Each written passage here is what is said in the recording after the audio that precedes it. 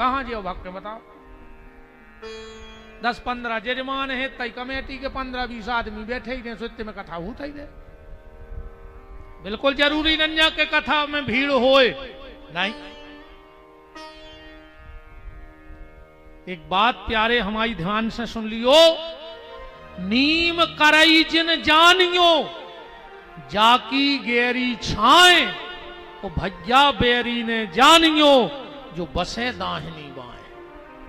भज्जा भज्जा होते रे, भज्जा की कीमत पता है कौन ना पता परत है? जब रात के 2 बजे अस्पताल में डॉक्टर कहते कि 1 घंटा में जो दवाई चाहिए है, जब कोई नहीं दिखाए उस समय भज्जा जाते और मुड़ पे हाथ फेर धर के कहते भैया डरा काहे रहे, अबे कहां मर गए, अबे हम जिंदा हैं। डॉक्टर ने 1 घंटा को बहुत समय दो है, हम आध घंटा में दवाई लेके आए, मन तुम्हें कछु मुझे ने ऐसे लगा था कि दवाई तो जब काम कर है जब कर है, पर भज्जा के हाथ ने तो महा दवाई को काम कर दो, आधी ताकत लौट के आते वो समय। इसे भैया हरो तब हम सगे भैया से पैर ने करियो, ध्यान राखियो। भैया है तो सब कछु है, और भैया नहीं है तो टीका ब्राह्मण के हाथ को लगावे मिल जाए, कोनो ब्राह्मण तुम्हें टीका लगा देवे, अपने आप को भाग पुरुषी जानियो। पर टीका वो ब्राह्मण लगावे जो शिष्या को ढक्कन ने उठात हुए। बाबी ध्यान से सुन जज्जू, उठाड़े मुर्गा चीथ रहे हुए, होश में ने हुए, और फिर लाए फिर चंदन, तो फिर लगवत जो ही ना कछु और अच्छो दिमाग में लिखो जब और मिट जे। हाँ अपनी तो बिल्कुल खरी खोटी है तैसे। तिलक ब्राह्मण के हाथ का कौन, जो जिस उंगली से तिलक लगाए दिन में 2-4 बार उंगली पे माला जरूर फिराए। इसी उंगली से टीका लगाते ना, इसी से तो वो माला जपता है तो वो तेज रहता है। मैटत कठिन कुअंक भाल के, अगर साधना भजन पूजन करने वाला कोई संत ब्राह्मण तुम्हें तिलक लगा रहा है तो तुम्हारी भाग्य रेखा भी बदल जाएगी। टीका मिल जाए ब्राह्मण के हाथ को, रोटी मिल जाए मतारी के हाथ की, मतारी के हाथ से अच्छी रोटी कहूं बनी नहीं आज तक। अब ये तो गिन के बनाने लगी, ये तो पहले पूछ लेता आप कितनी खाओगे, और अपन नकटा कहते हैं 3 एक हुआ लगे रे दिन रात कदों भाई के घरे जाके गिन के रोटी खे हो। अच्छा एक बात है यार, पैसा तो बहुत होगा सबके, अब गरीब मरीब कौन है, अब तो रो रहा है जबरन को, बिल्कुल पैसा सबके हैं, वो की औकात से ज्यादा, वे तो बेईमानी भरी है, जरूरत रहो। पैसा तो होगा हो, पर कछु चीजें कम हो गई। गलत कह रहे हो तो बताओ। पैसा तो सबके होगा हो, अच्छा जैसा ही पैसा हो और रोटी की साइज हल्की हो जाती, तुम जितने बड़े आदमी के रोटी खावे जे हो उतनी हल्की रोटी मिले।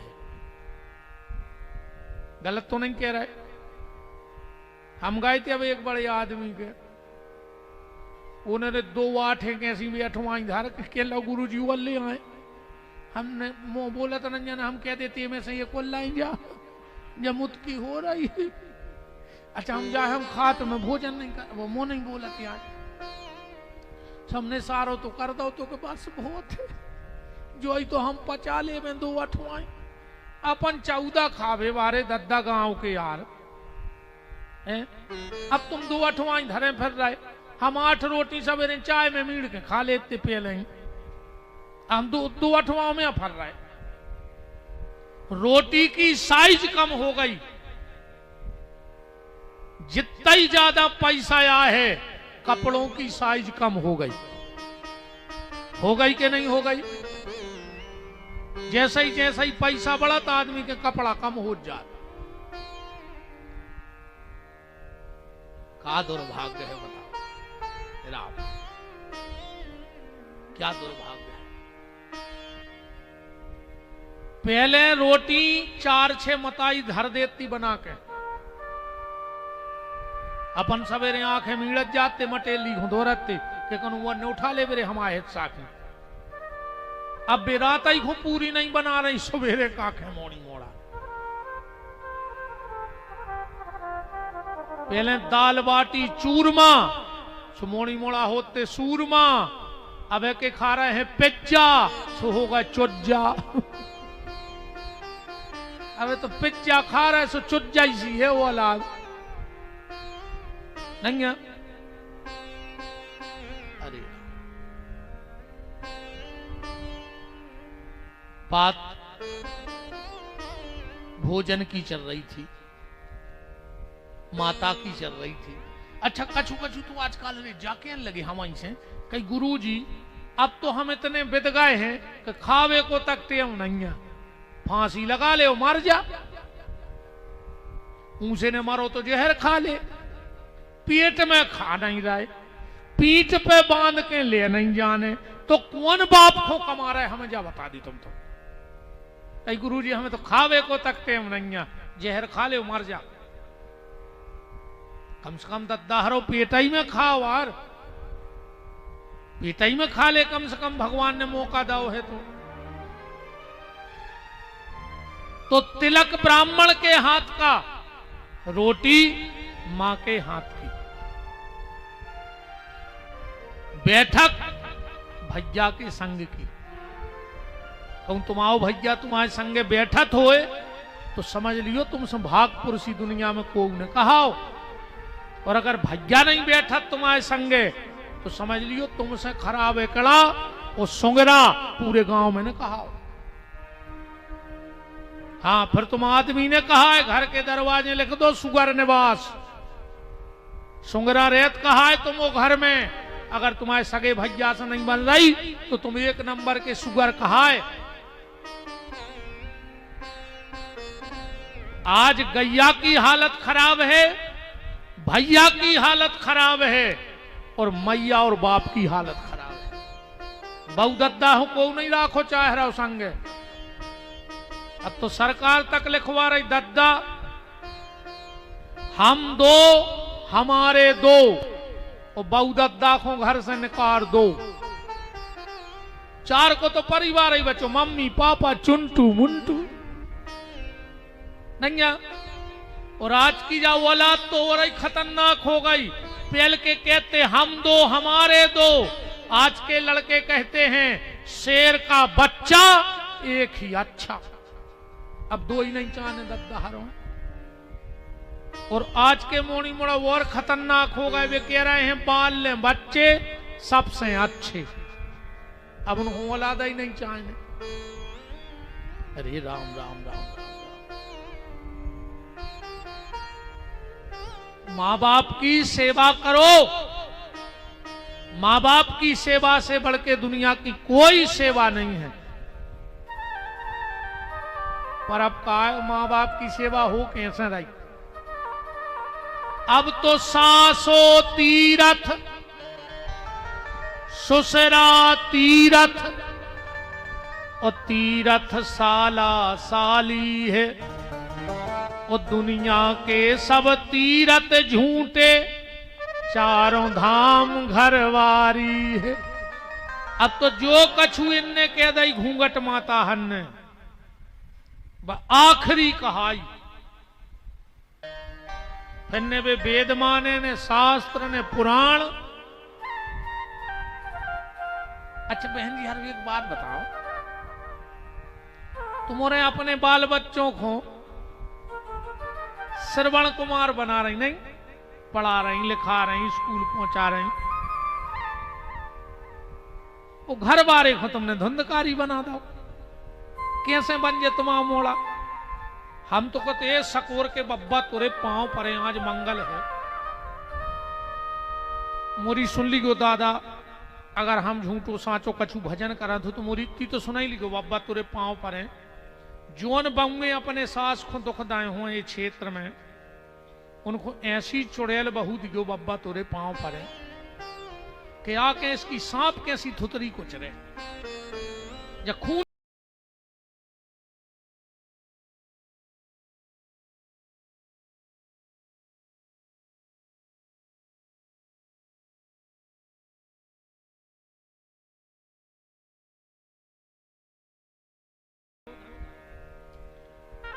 मरने का कष्ट हो रहा है। दुर्योधन बोला नहीं, मरने का कोई कष्ट नहीं है। बोले फिर? बोले तकलीफ जा है कि हम 100 भैया हते, 99 मर गए, हम मरबे वारे हैं और पांडव 5, उनमें से एक नहीं मरो। अगर उनमें से एक भी मर जातो तो हम सुख से मर जाते। जो आए दुष्ट आदमी, जीवन भर दुष्टता करी और मरत मरत भी विचार बेई ले आ रहा हूं। अश्वत्थामा ने कहा कोई बड़ी बात नहीं, हम 5 ही पांडवों की गर्दन काट ले आए हैं। दुर्योधन ने तिलक लगा दिया। अश्वत्थामा गया, पर जाको राखे साइया सो मार सके ना कोई, बाल न बाको कर सके जो जग बेरी होए। अगर भगवान मारने पे आ जाए तो बचाने वाला कोई नहीं। भगवान को 2 जगह बहुत हंसी आउट है। एक जब डॉक्टर आके हाथ पकड़ के कहते चिंता न करो हम आ गए हैं। भगवान कहते खुद को ठिकाना नहीं है, हिचकिया है जो कहीं बिल्ड जाओ, दूसरे को ठेका लाए फिर रहे। खुद को हिचकिया है जो तुम ही मार जाओ। और दूसरी जगह भगवान को तब हंसी आती है जब 2 भाई एक जमीन के टुकड़े के लिए एक दूसरे को मारते हैं। भगवान कहते हैं काय को लड़ रहे रे, जमीन आए हमारी, तुम्हें तो ठेका पैदा ही सो करो खाओ जे देना हो सो। जायदाद तो भगवान की आए, अपनी आए,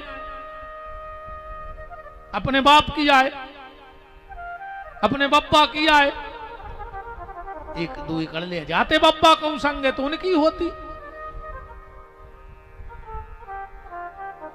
ने अपन ले जाए ने अपनी औलाद, जब सब अपन कोली पे कर रहे जमीन बट गया से आए तो सब भगवान की ठेका पे हमें लीजिए को जितनी मिली। इसे अपनों ते कछु नहीं है भैया। जो तो सब ठाकुर जी को, अच्छा रे भगवान की व्यवस्था तो देखो। ने वो ने कहूं पुलिस चौकी खोली, ने क्या CCTV कैमरा लगाओ, ने क्या वो के सुरक्षा गार्ड घूम रहा है और उन्होंने पूरी जायदाद फेंक दई रही है सही लेके खाओ। उन्होंने नियम देखो क्या बनाओ, इतने जितो खा पाओ सो खा ले बेटा, मनो तो सूजी नहीं ले जा सका था, मारो हो जावे सही जी हो। बताओ चौकी कहूं कोई पुलिस नहीं लगी, उन्हें कछु नहीं करो, फिर ले को नहीं जा पाओ तैसे। वो कहते आओ राओ आनंद ले खाओ, तो जब जाओ सो अच्छा व्यवस्थाएं भी देखोगी यार। जब अपन आए पहलो स्नान कोने करवाओ, दूसरों ने, तुम तो नहा नहीं पाए जन्म लेके, और आखिरी स्नान दूसरे ही करवाए कि तुम सफल ले हमारे ब्याह से। गांव के जो रहे के तन रुक जा रे 2 लोटा पानी डालने फिर बाहर या जो। पहला स्नान भी दूसरों ने कराया, आखिरी स्नान भी दूसरे ही करे हैं। अच्छा अपने लाने जो पहलो भोजन बनो वो भी अपन नहीं कर पाए, और जो ना आखिरी बन है वो भी अपन ने खा पे भी। बताओ 13 अपन थोड़ी खा ले भी अपनी। इसलिए भगवान को 2 जगह हंसी आती है। पहला जब डॉक्टर कहता है मैं आ गया, और दूसरा जब 2 भाई आपस में जमीन के लिए लड़ते हैं। इसलिए इस जमीन के लिए लड़ो मत। और एक बात और दिमाग में आ रही, अपनों से मत लड़ो, पर अपनों के लिए जरूर लड़ो। अपनों से मत लड़ो, पर अपनों के लिए जरूर लड़ो। लड़ने ही है तो अपनों के लाने लड़ो, पर आज को आदमी सबसे ज्यादा अपनों ही से लड़ रहा हो। अपनों के लिए नहीं लड़ रहा है, अपनों से लड़ रहा है।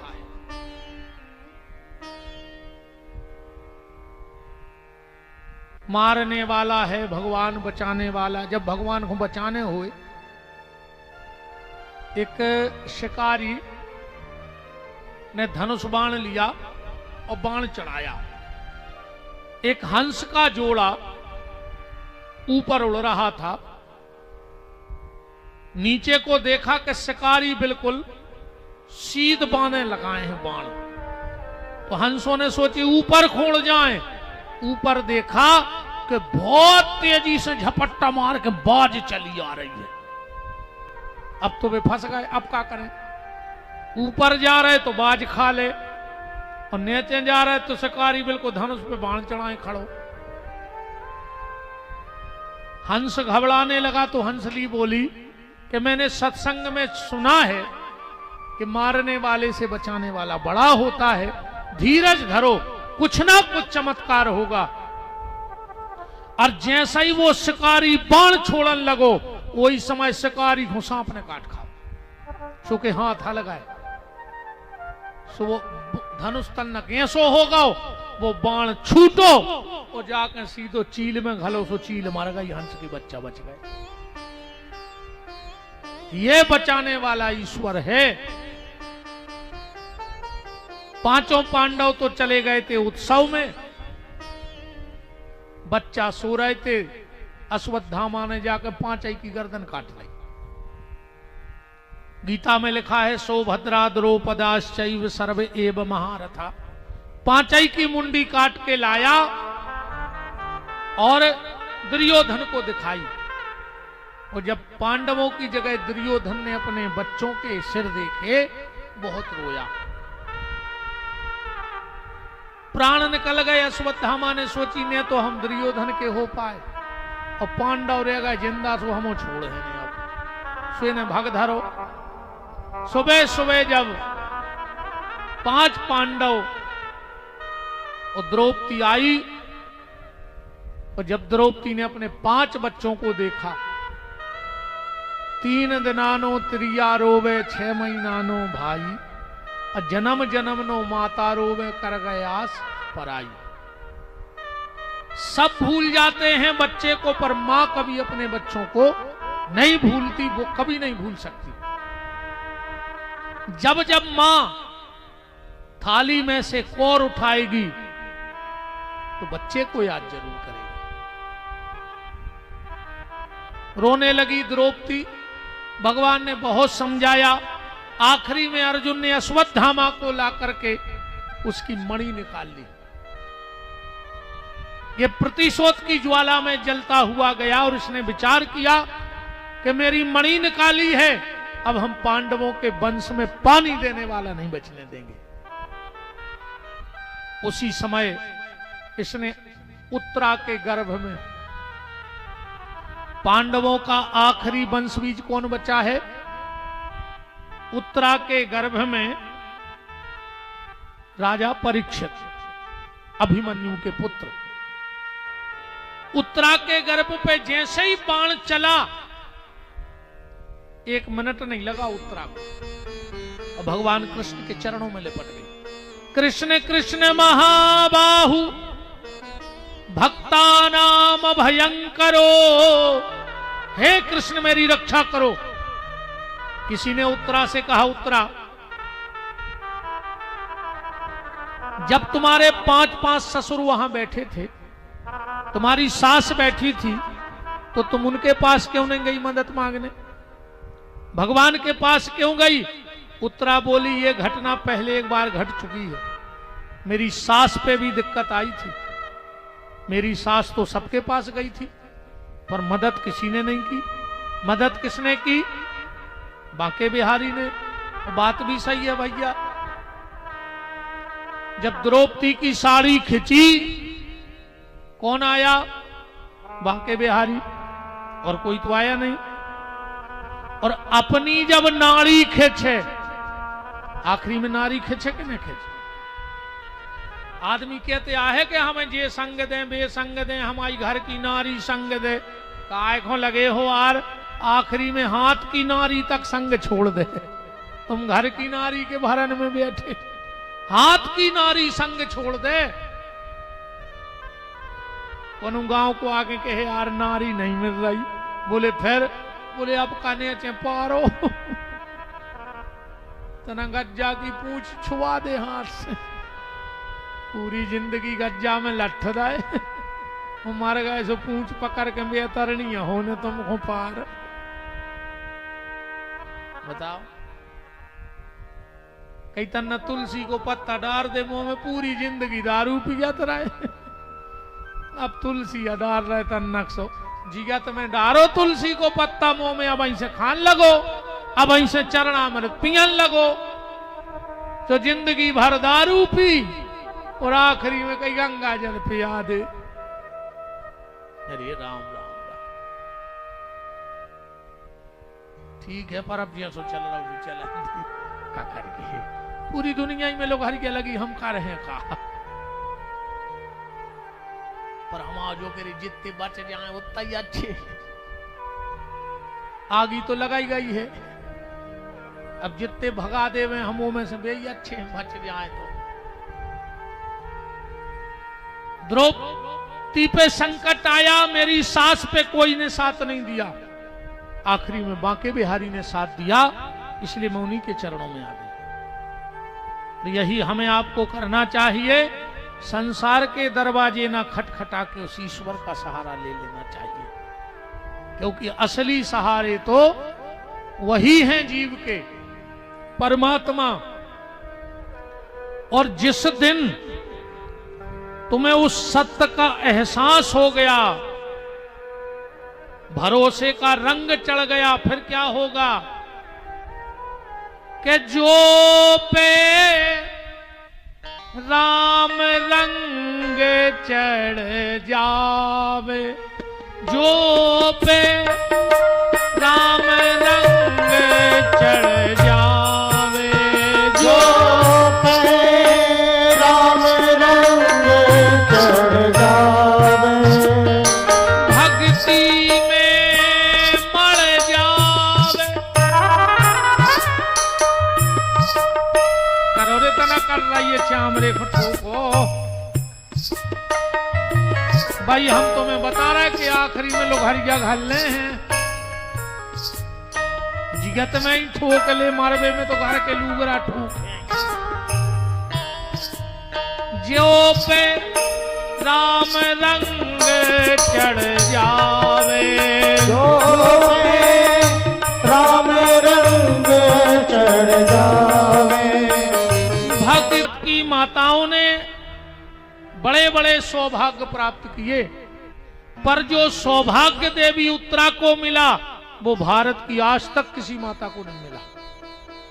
भारत की किसी माता ने भक्त को जन्म दिया और भारत की किसी माता ने भगवान को जन्म दिया, पर धन्य है उत्तरा जिसने भक्त और भगवान दोनों को जन्म दिया। क्यों? परीक्षित जैसा भक्त और भगवान साक्षात भगवान, परीक्षक भी और परीक्षित भी दोनों उत्तरा के गर्भ में रहे। परीक्षित का जन्म हुआ, एक अच्छा भाव दिमाग में आ रहा है। परीक्षित जी जन्म लेके रोए।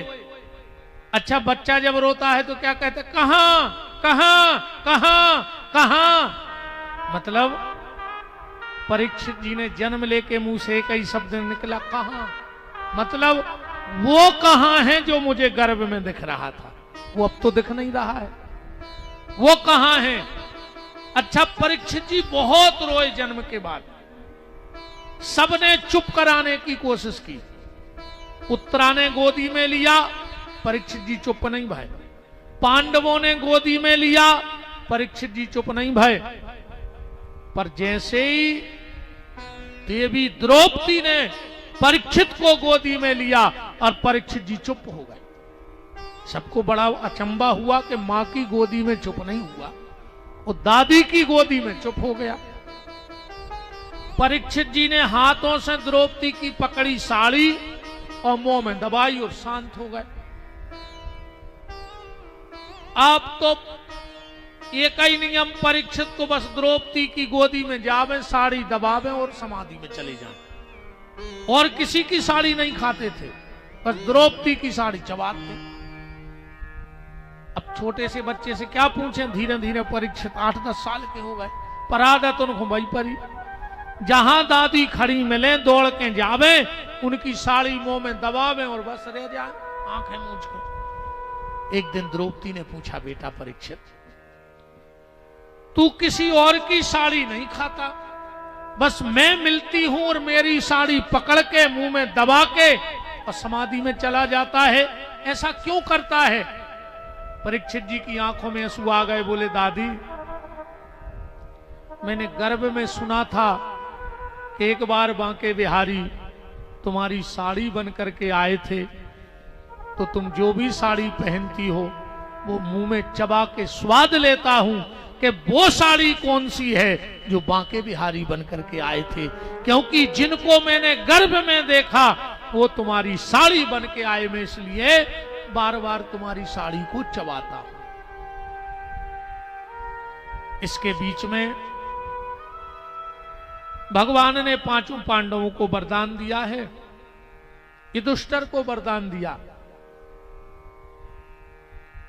नारद जी आए और बोले कि युधिष्ठिर, तुमने महाभारत का युद्ध जीत लिया, पर तुम्हारे पिताजी अभी स्वर्ग में दुखी हैं। नारद जी ने कहा तो युधिष्ठिर बोले, मेरे पिताजी? बोले, तुम्हारे पिताजी की इच्छा थी कि वो अश्वमेध यज्ञ करें, और वो कर नहीं पाए और उनके प्राण चले गए, तो उनकी इच्छा है कि वो अश्वमेध यज्ञ करें। युधिष्ठिर ने कहा, हो जाएगा अश्वमेध यज्ञ। नारद जी बोले, एक दिक्कत है। बोले, क्या?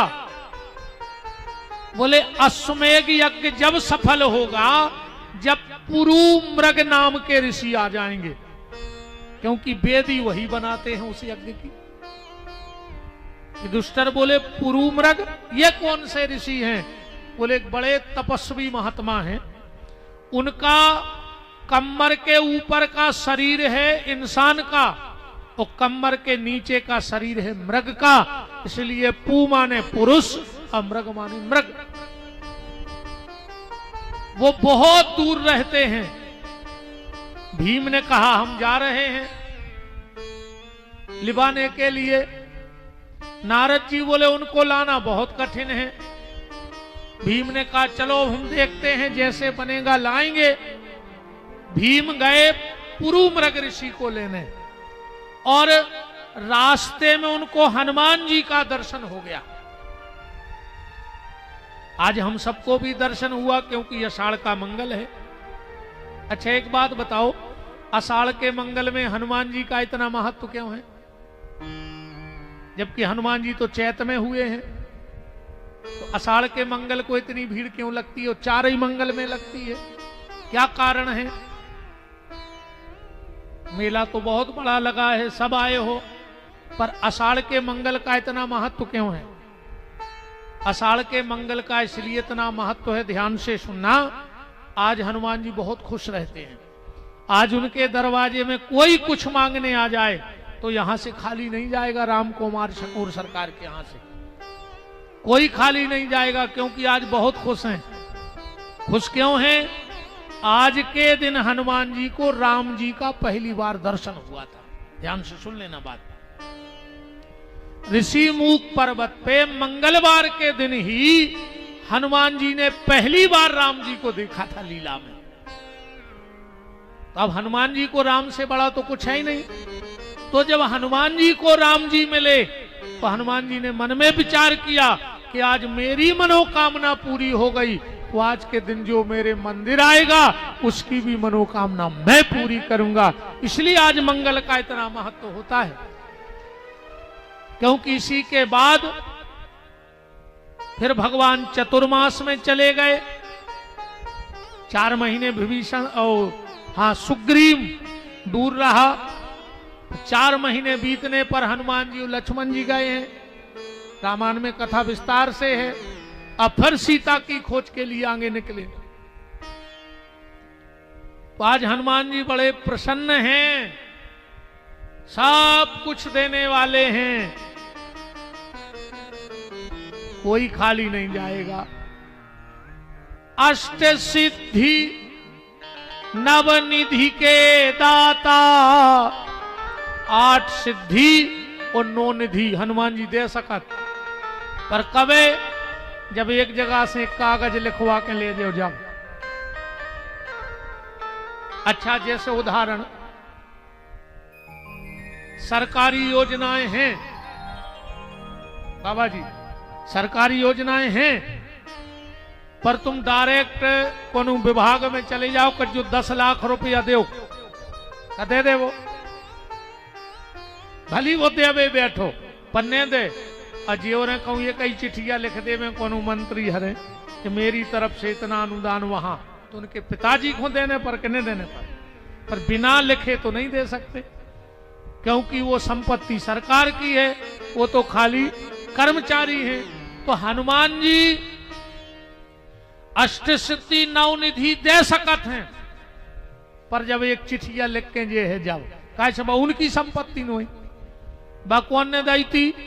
असबर दीन जानकी माता, जो वरदान तो हनुमान जी को जानकी जी ने दो, तो जब तक भक्ति ने कर हो जे चीजें नहीं मिले, पर एक चीज हनुमान जी के लगा है बा डायरेक्ट मिलत है, उते कोनों की सिफारिश की जरूरत नहीं है, न कोनों की लिखा पढ़ी की, बात चीज मानो तुम्हें तुरंत मिल जाए। हनुमान जी के पर्सनली जात है, वे वो में से खूब बांटा तो उनकी खुद की नाम से का जात है।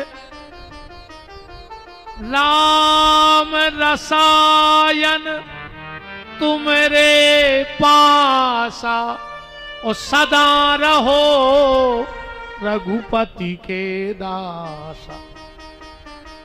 राम नाम का रस हनुमान जी के लगा है, और जो एक बार जाए वो उसे जरूर पिला देते हैं, और इसका प्रत्यक्ष प्रमाण सकोर धाम में हुआ। तुम आए थे हनुमान जी के पास, पर हनुमान जी ने इस बार कहा नहीं अकेले मुझसे मत मिलो, पहले जाके राम रस की कथा तो पी लो, इसके बाद तुम्हारी मनोकामना। मंगल का महत्व है आज। तो भीम चले पुरु मृग ऋषि को लेने के लिए, रास्ते में मिल गए बजरंगबली। भीम कहां जा रहे हो? बोले दादा यज्ञ होना है और उसकी वेदी का निर्माण पुरु मृग ऋषि करेंगे, उनको लेने। अरे बोले भैया उनको लाना तो बहुत कठिन है, उनकी कई शर्तें हैं, पर धन्य है भीम। बोले प्रभु अगर मैं सीधा पुरु मृग को लेने जा रहा था और वहां पहुंच जाता तो संकट मिल सकता था, पर जब आप मिल गए हो तो संकट कटे मिटे सब पीरा। आपका तो दर्शन ही संकट हो, और आपने तो राम जी के संकट हरे। अच्छा दुनिया के संकट कौन हरता है? भगवान। अब भगवान के संकट कौन हरते हैं? हनुमान।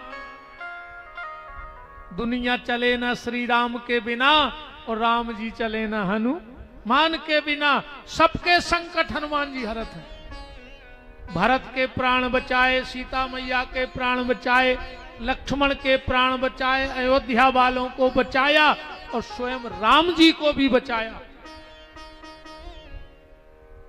एक बार का भाव देखो, हनुमान जी जल्दी सुना थे राम जी से भी पहले। ऐसा ही आषाढ़ को परो मंगल तो भरो मेला, एक की घरवारी हिरा गई।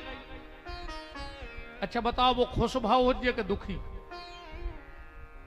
मेला में की घरवारी हिरा गई, वो खुश भाव हो जे के दुखी? कछु कछु सारो कर रहा गुरु जी खुश होगा हो जे के अच्छोरा हिरा गई। एक की घरवारी हिरा गई। अच्छा सामने है तो राम जी को मंदिर और सामने हनुमान जी।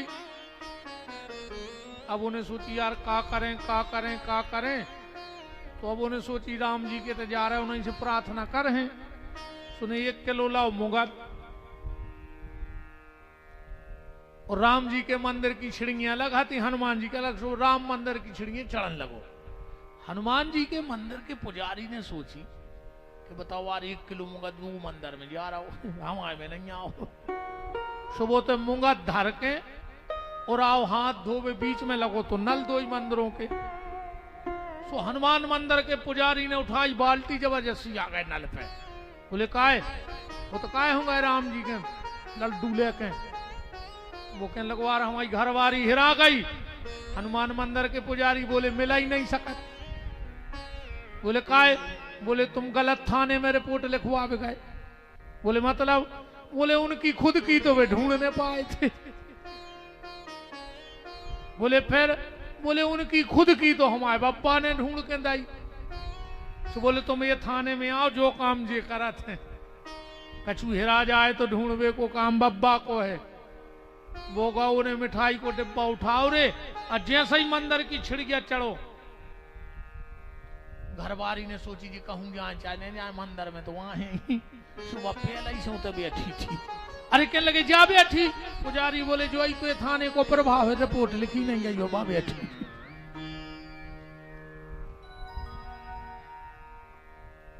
भीम ने कहा हनुमान जी से कि आप दुनिया के संकट हरते हो, और जब आप मिल गए हो तो गारंटी है कि पुरु मृग नाम के ऋषि अब हमारे यज्ञ में आ जाएंगे।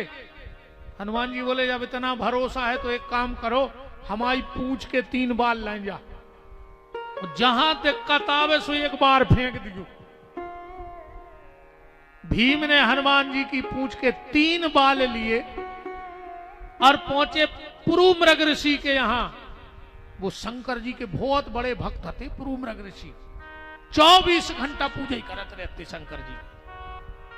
भीम पहुंचे, चरणों में प्रणाम किया। बोले महाराज हमारे यहाँ अश्वमेध यज्ञ होना है और आपको वेदी का निर्माण करवाना है। पुरु मृग ऋषि बोले हम चले तो चलेंगे, पर हमारी गति बहुत तेज है। तुम्हें लगने 6 महीना लौटे में, और हमें नहीं लगने 6 मिनट तो तेनो पहुंचे में। अगर तुम हमारे आगे आगे दौड़ो तो हम तुम्हारे यहां चल सक। अब बताओ भीमा दौड़ सकत पुरु मृग के? मृग की वैसा ही चाल तेज होत। अब भीम ने कहा ले तो चल रही हैं, पिताजी की आज्ञा पूरी करने हैं। चलो ठीक है हम आपके आगे आगे दौड़ेंगे। पुरु मृग ऋषि बोले सुनो, कहूं हम तुमसे तन्न कांगे हो गए तो हम तुम्हें खा लें उताई, तुम्हें हम आहार बनने पर है। अब भीम बोले हम भली मर जाएं पर पिताजी की इच्छा पूरी हो जाए। ठीक है मंजूर है। तो बोले चलो। अब भीम ने दौड़े 100-200 कदम। अब पुरु मृग उठे और जैसे ही दौड़ने लगे और भीम ने कहा ये तो निकल गए।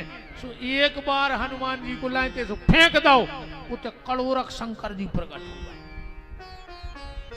और पुरु ऋषि को नियम हतो कि अगर उनको शंकर जी दिखा जाए तो बिना पूजा के पिंडी छोड़त नहीं थे। कड़ोरक ऋषि प्रकट हो गए। भाई एक एक फूल बेल पत्री जल चढ़ाने लगे। इतने में भीम दौड़ गए। भीम ने फिर पलट के देखा कि वो तो फिर आ गए।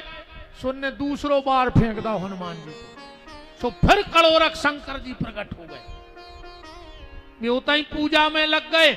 भीम दौड़ के आ ही रहे थे और जो महल की चौखट पे आए और देखा कि ये तो जी आ गए पुरु मृग ऋषि। सो भीम ने छलांग लगाई कि हम महल की चौखट लांग जाएं। सो छलांग लगा के गिरे।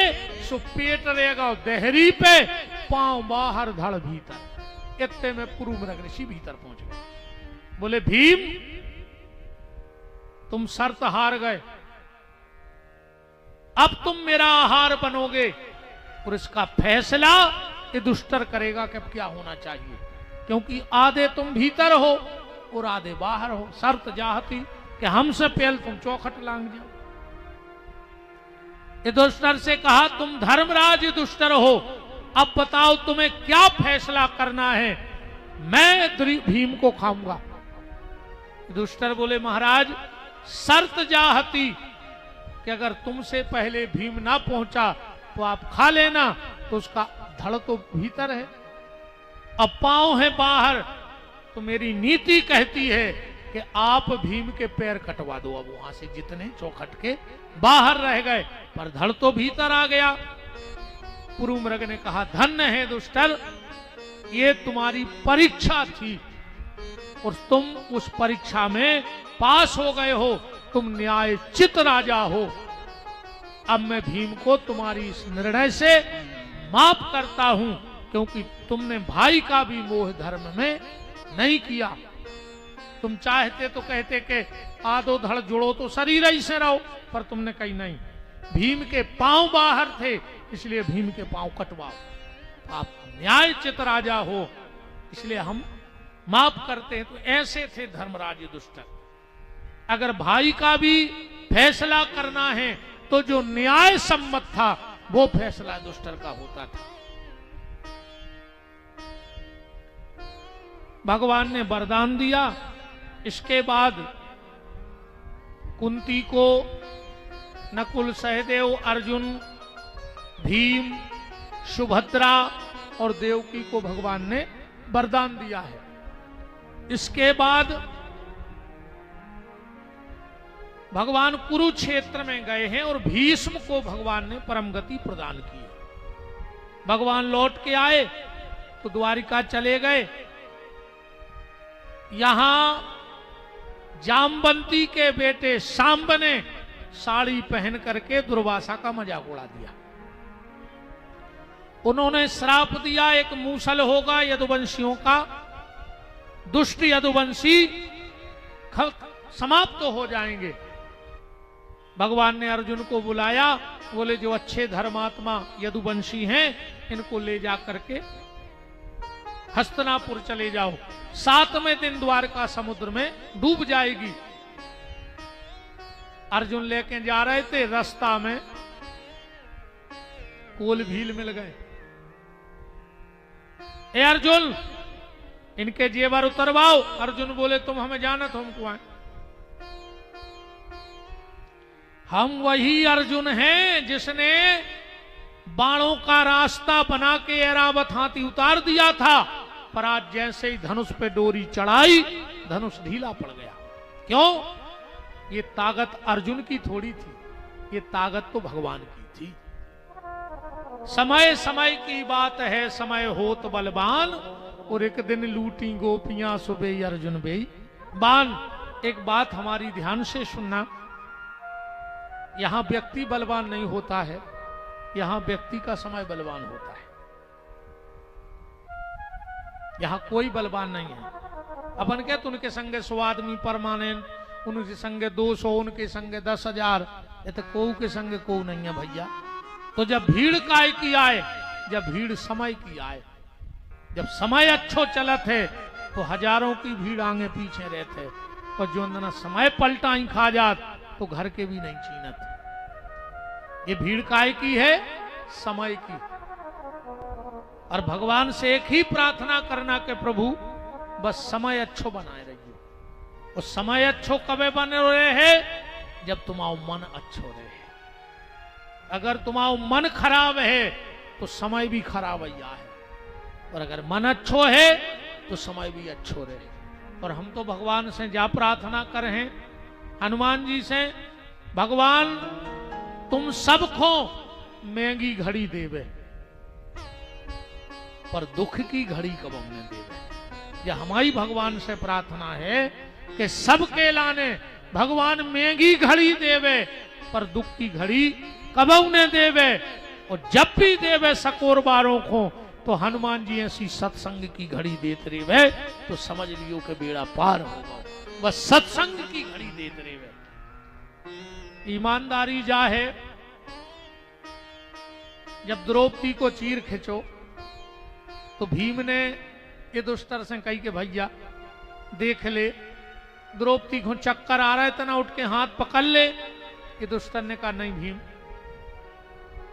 अब को हाथ ने पकड़। बोले काहे? बोले अगर जो बुखार को चक्कर हो तो को भी हाथ पकड़ ले तो, पर जो बुखार को चक्कर न होई, बोले फिर, बोले जो समय को चक्कर आए। और जब समय को चक्कर आदमी की मूड पे गिरत है तो फिर को हाथ नहीं लगाते हैं। बुखार के चक्कर में को भी हाथ पकड़ ले, पर जब समय को चक्कर गिरत है फिर को हाथ नहीं लगाते। इसे भगवान से प्रार्थना करियो कि तुम्हारा समय अच्छो बनो रेवे पर वो किला ने अपनो अच्छो मन बनाए रहियो। को कब खराब ने विचारियो। तुम्हारो को खराब विचारे उसे कोई फर्क नहीं पड़ने। तुम्हारी को बुराई करे बिल्कुल नहीं डराओ।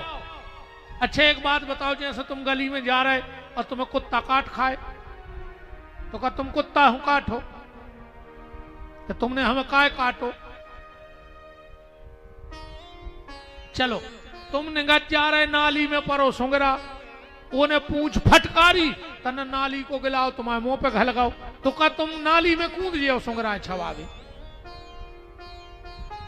तो जी निंदा करवे वाले कुत्ता और सुंगरा आए, इनके मुंह नहीं लगने अपन को। हमारी फेसबुक पे खूब आदमी कछु भी लिखत रहे, केहू आदमी हमारे वीडियो काट काट के तन तन से अर्थ को अनर्थ बना के जो हम काउ चाह रहे बा काट दई, जो कोनो हंसी मजाक को शब्द बोल दो वो यूट्यूब पे डाल दो। हमने कब को जवाब नहीं दिया, हमें पता है कि अब तुम तो कटना कुत्ता हो। अच्छा कुत्ता काट का है तो कुत्ता है नहीं काटो जाए, पर डॉक्टर के जाके इंजेक्शन लगा लो लगवा लो जाते। तो विवेक को इंजेक्शन लगा ले कि वो तो कुत्ता आए को काम ही है काटवे को, वो तो शुगर आए वो तो गंदगी फैले है। इस कबऊ ने निंदा करवे वारे से डराओ और निन भोंकवे वारे कुत्तों से डराओ। बस खुद से डराते रहियो। अपन को न को गलत विचारने न को से गलत बोलने और न गलत गली जाने तो तुम्हारा समय 24 घंटा अच्छो ही रहे। फिर मन खराब भाव मन गली खराब खुल गई।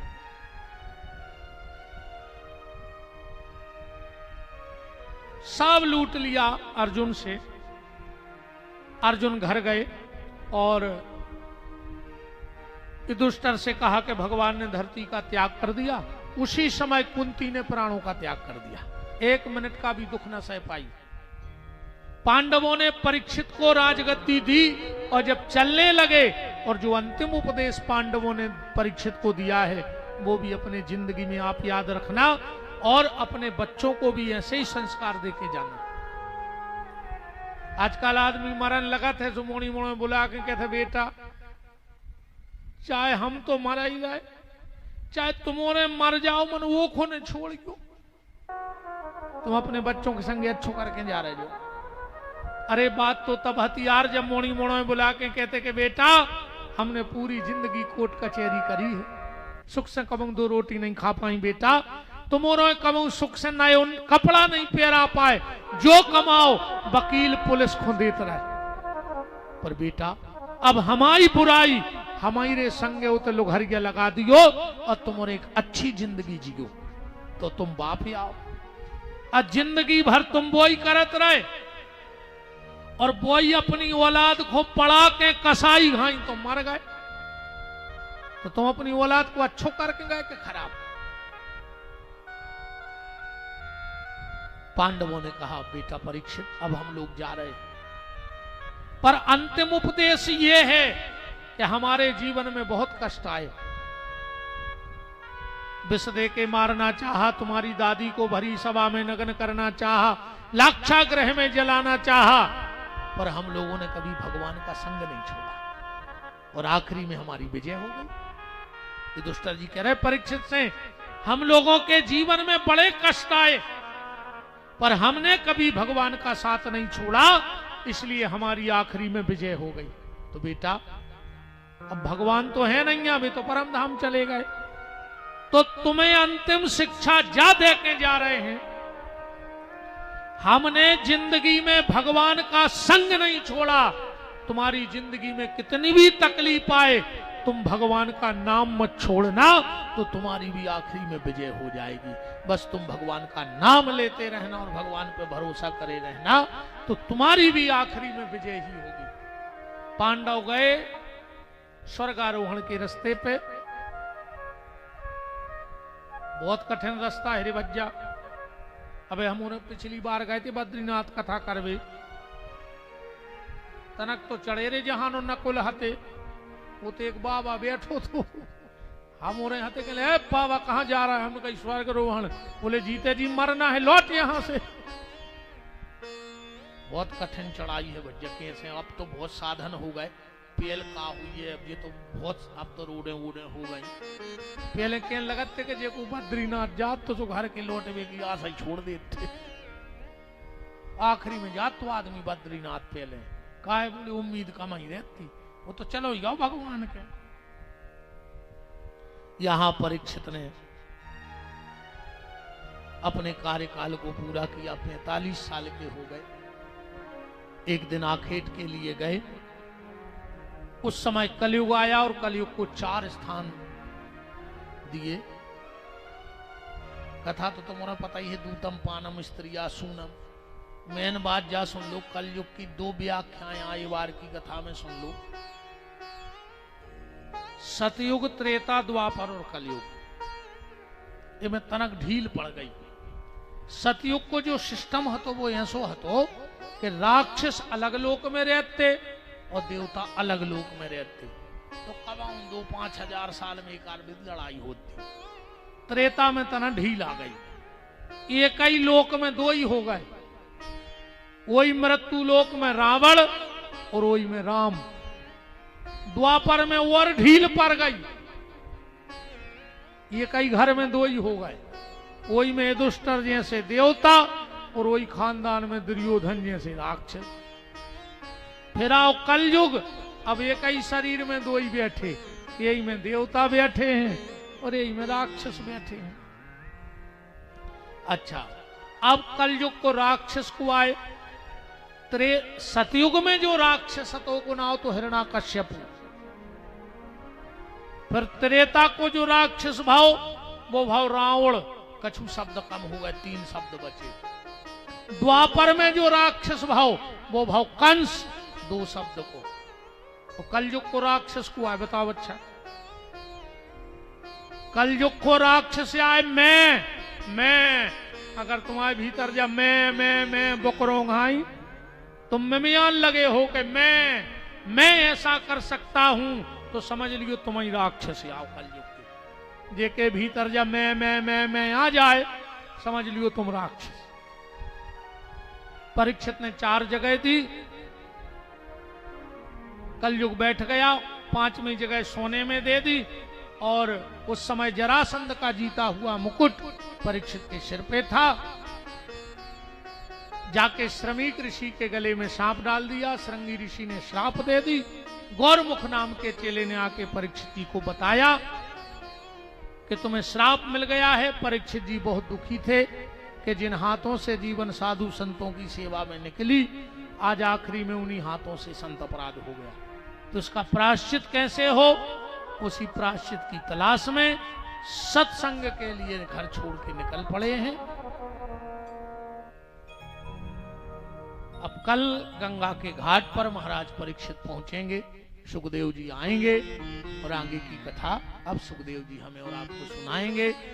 आज की चर्चा को हम यहीं विराम करते हैं। हनुमान जी महाराज के चरणों में अपनी वाणी। हनुमान जी आप सबका मंगल करें, आपको खूब कृपा करें। अब आरती होगी। सभी हमारे यजमान श्री पंडित कौशल प्रसाद जी, श्री विश्वनाथ जी, श्री अबदरानी जी, सीताराम दुबे जी, पंडित श्री मिलन कुमार गोस्वामी जी, उनकी गृह स्वामिनी पंडित श्री खुम्मन उपाध्याय जी, उनकी गृह स्वामिनी श्रीमती सुमन रानी पाठक जी, घनश्याम पाठक जी, श्रीमती पार्वती कुसमरिया जी, जगदीश कुसमरिया जी, श्रीमती कुसुम रानी जी, राम प्रसाद कुसमरिया जी, श्री प्रीतम, श्रीमती त्रिवेणी रेखवार जी, श्री रामदास, श्रीमती अनीता जी, श्री बिहारी पटेल जी, जनक रानी जी पटेल, हमारे बुंदेलखंड